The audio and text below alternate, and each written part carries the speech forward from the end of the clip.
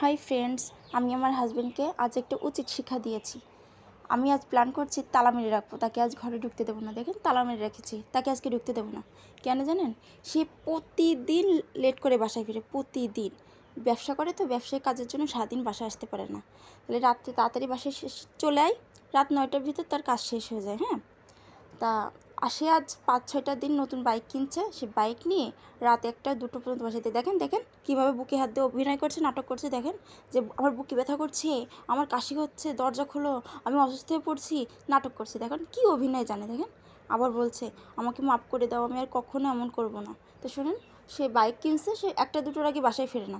তাহলে আমি সারাটা দিন ছেলেটাকে নিয়ে একা থাকি, তাহলে রাত্রে 9টার ভিতরে তার কাজ কমপ্লিট হয়েছে, তাড়াতাড়ি বাসায় ফিরাই। সে লেট করে বাসায় ফেরে। আজ কয়টা দিন, আজকে প্ল্যান করছি আমি আজকে তালা মেরেই রাখবো, তাকে আজ ঘরে ঢুকতে দেবো না। আপনারা বলবেন আমি ঠিক করছি না ভুল করছি।